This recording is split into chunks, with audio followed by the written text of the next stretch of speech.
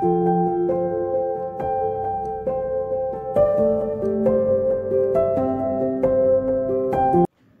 मित्रांनो,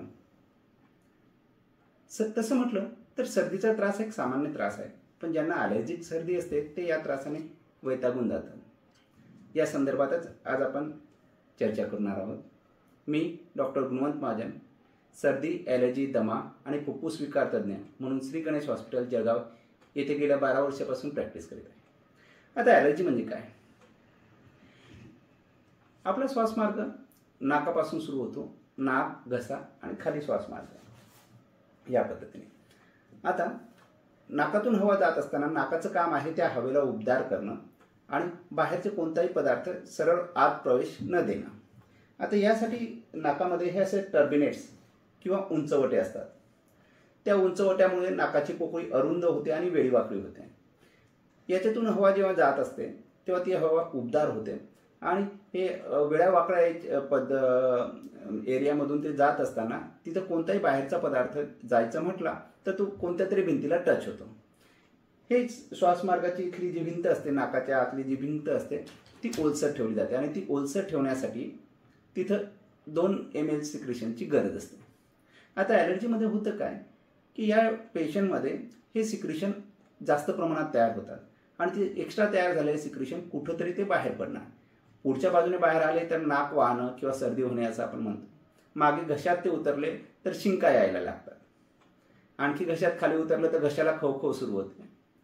ही सर्दी वारंवार झाल्यामुळे या टर्बिनेट्स किंवा या उंचवट्यांना सूज येते आणि त्यामुळे मग नाक बंद बंद वाटतात।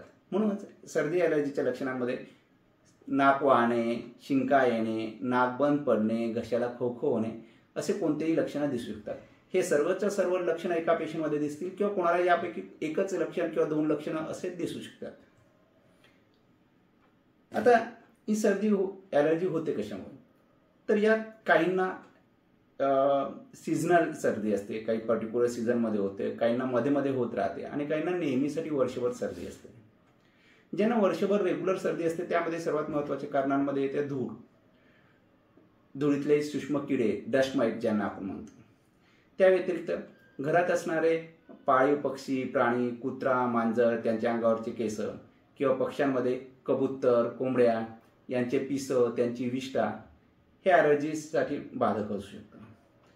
या व्यतिरिक्त घरात कोळ्यांचं जाळं, झुरळ असे देखील गोष्टी असतात की जे ॲलर्जी त्रास निर्माण करू शकतात। ज्यांना मध्ये मध्ये सर्दी होते त्यामध्ये येतात मोल्ड्स किंवा बुरशीचे काही प्रकार, त्यांचे जे स्पोर्स असतात त्यांच्यामुळे इंटरमिटंट सर्दीचा त्रास होऊ शकतो। आणि ज्यांना सीझनल होतं त्यांच्यामध्ये महत्त्वाचे असतात ग्रास म्हणजे गवताचे विशिष्ट प्रकारचे पोलन ग्रेन्स, सूक्ष्म पोलन ग्रेन्स। त्या व्यतिरिक्त काही फुलं विशिष्ट सीझनमध्ये येतात त्याचे परागकण हे सीझनल सर्दीसाठी कारणीभूत होऊ शकतात। या व्यतिरिक्त इतरही काही बरेच ॲलर्जंट हवेत वातावरणात अस्तित्वात असतात, पण हे कॉमन ॲलर्जंट या ठिकाणी आहेत। आता या ॲलर्जीचं निदान कसं करायचं? तर ॲलर्जीचं निदान करण्यासाठी स्किन प्रिक टेस्ट म्हणून एक सोपी टेस्ट असते। यामध्ये आम्ही करतो काय, पेशंटची डिटेल हिस्ट्री घेऊन त्याला कोणत्या ॲलर्जनचा त्रास असण्याची शक्यता असते ते आपण याच्यातून निवडतो आणि मग हे ॲलर्जंट निवडल्यानंतर ते ॲलर्जंट आपण असे हातावर लावतो।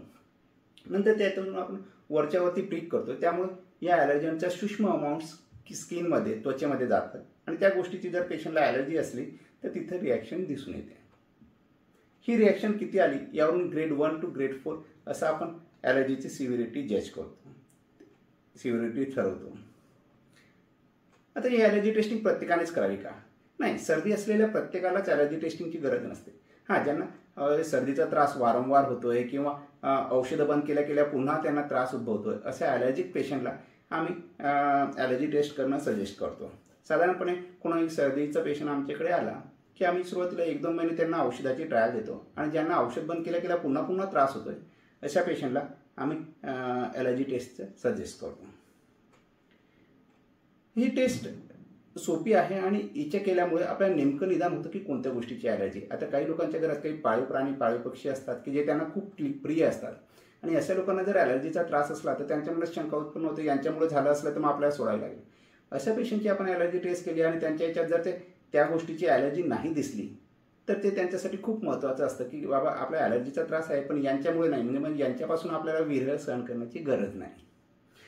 ॲलर्जी टेस्टिंगमुळे नेमकं तुमचं निदान होतं कोणत्या गोष्टीची ॲलर्जी, आणि त्या पर्टिक्युलर गोष्टींचं पथ्य तेवढं तुम्ही पाळलं म्हणजे मग तुमचा त्रास कमी करायला खूप मदत होते. आता ॲलर्जीचे कॉम्प्लिकेशन काय?